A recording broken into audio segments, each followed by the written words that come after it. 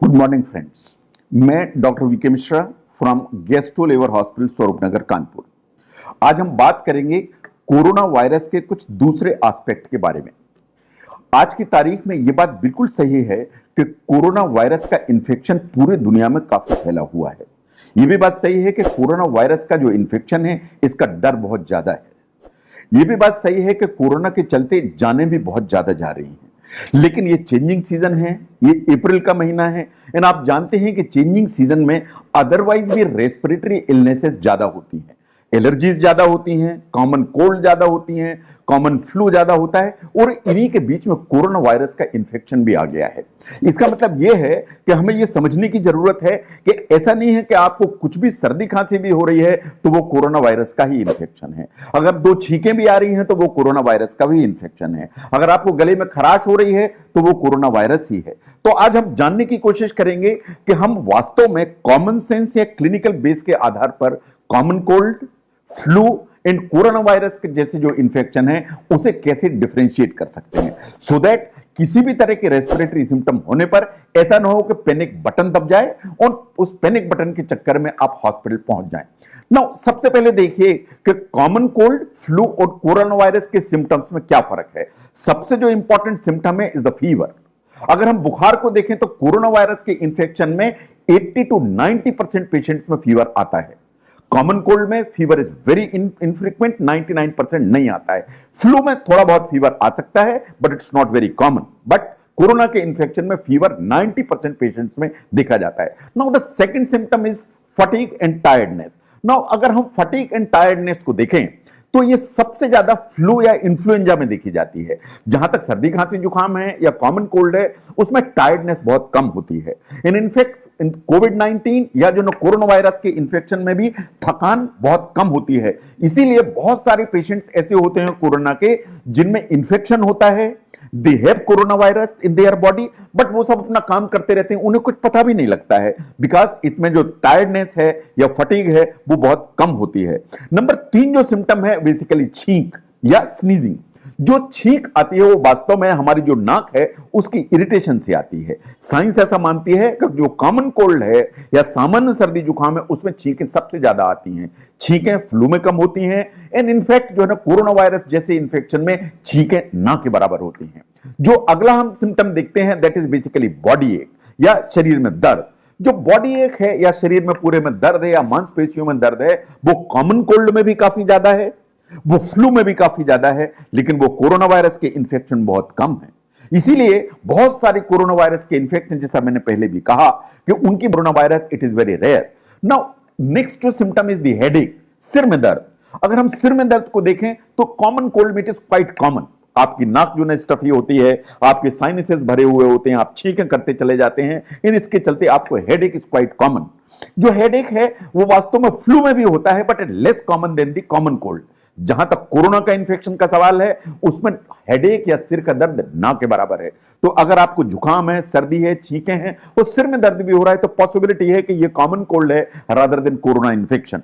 No, गले में जो एक खराश होती है, गला खराब होने की जब हम बात करते हैं या सोर थ्रोट की बात करते हैं तो it is very common with common cold, it is very uncommon with corona infection. तो अगर आपका गला खराब है या सोर थ्रोट है तो possibly it is more in the favour of common cold than corona infection.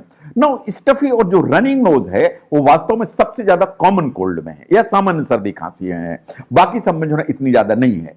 जहां तक जीआई अपसेट या डायरिया का सवाल है, अगर आपको कॉमन कोल्ड है तो उसमें डायरिया या लूज मोशंस नहीं होते। अगर आपको फ्लू या इन्फ्लुएंजा है उसमें भी जो ना डायरिया इज वेरी रेयर।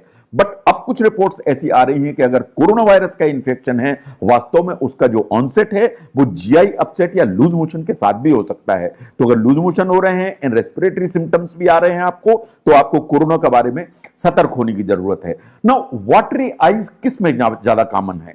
जहां तक वाटरी आइज का सवाल है, ये कॉमन कोल्ड में ज्यादा कॉमन है, ये वास्तव में फ्लू में ज्यादा कॉमन है।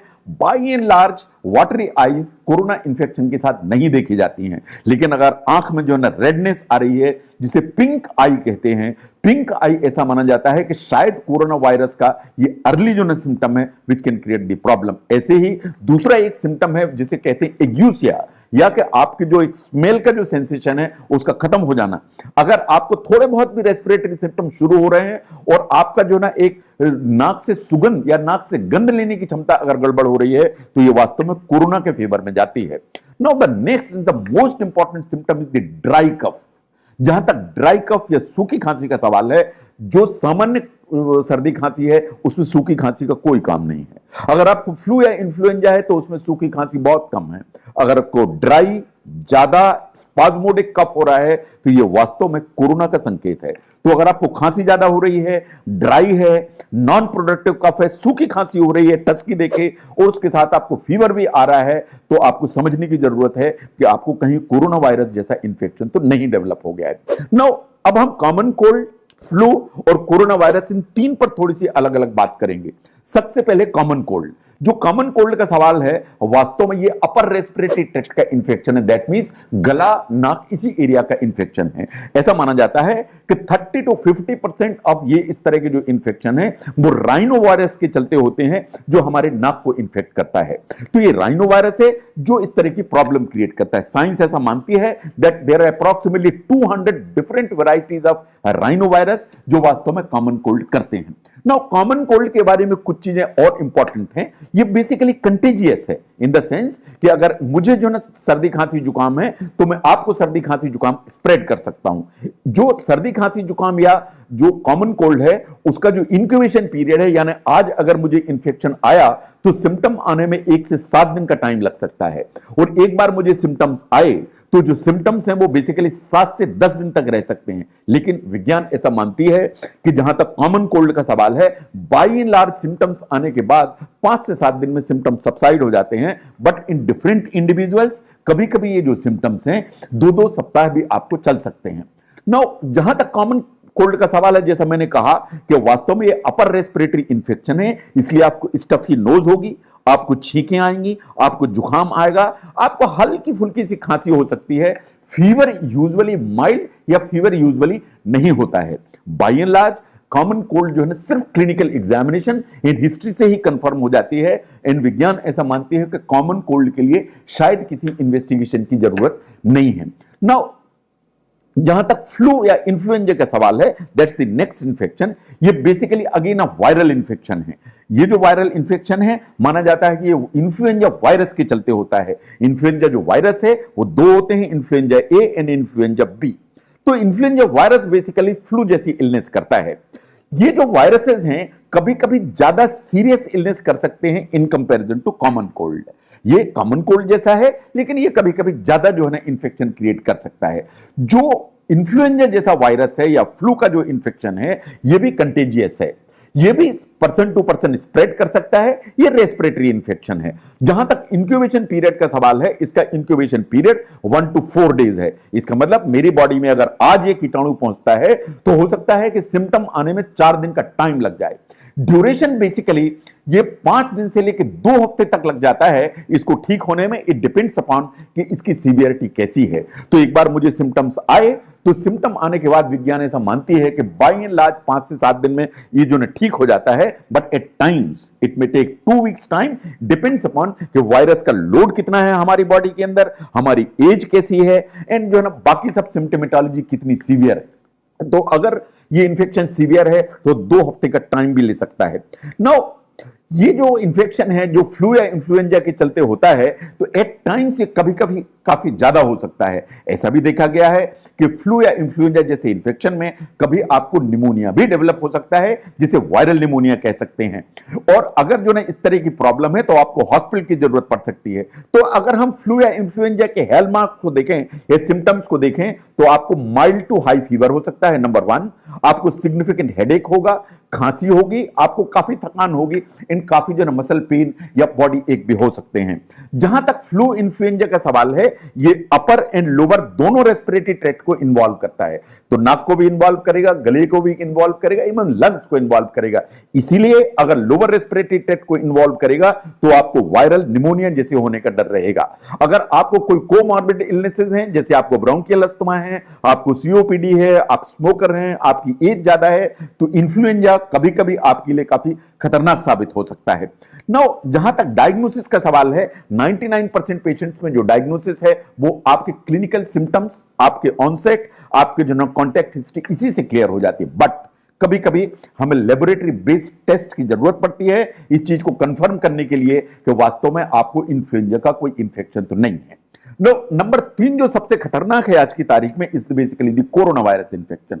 ये जो कोरोना वायरस इंफेक्शन है, आप जानते हैं कि स्टार्ट हुआ वुहान चाइना से। ये बेसिकली आरएनए वायरस है, ये सिंगल स्टैंडर्ड वायरस है, ये बेसिकली लिपिड के उसमें जो है एनकैप्सुलेटेड होता है, and it's creating a quite a serious problem. ये पर्सन टू पर्सन स्प्रेड में है आज की तारीख में, एंड ये बेसिकली कम्युनिटी स्प्रेड में भी जाने की ताकत रखता है, so that it can spread very fast. ये नाक के, आंखों के और मुंह के जरिए से हमारी बॉडी के अंदर जाता है, एंड आप जैसा जानते हैं कि डब्ल्यूएचओ ने इसे पेंडेमिक डिक्लेयर किया हुआ है। नाउ जहां तक इस वायरस का सवाल है, ये वास्तव में जो दो पहले जो वायरसेस थे, दैट इज बेसिकली सार्स और मार्स, ये जो दोनों वायरसेस हैं वो देखने से ऐसा लगता है कि ये जो वायरस है इस तरह की जो वायरसेस हैं उनसे रिलेटेड है। बट सही बात यह है कि नई स्ट्रेन है, ये ह्यूमन बींग्स में पहले कभी नहीं देखी गई, इसके अगेंस्ट में हमारी बॉडी में कोई रेजिस्टेंस नहीं है, कोई जो है एंटीबॉडीज नहीं है। इसलिए ये जो वायरस है आज की तारीख में जहां तक मैनकाइंड या ह्यूमन स्पीसीज है उसके लिए लीथल फेटल बना हुआ है, जिसके बारे में हमें ध्यान देने की जरूरत है। नाउ जहां तक इंक्यूबेशन पीरियड का सवाल है, यानी कि आपके बॉडी में इंफेक्शन आना और उसके सिम्टम को अपीयर होना, ये 2 से 14 दिन का टाइम लग सकता है, नंबर 1।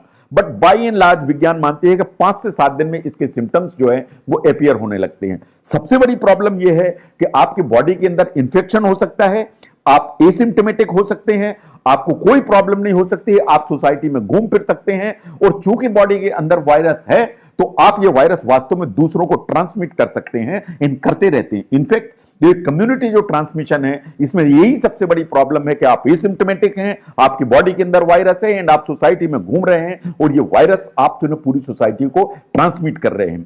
तो इसका मतलब यह है कि जो पर्सन इन्फेक्टेड है लेकिन पर्सन सिक नहीं है, और वो जो इन्फेक्टेड पर्सन है वो दूसरे लोगों को ये फैलाते चलता चला जाता है।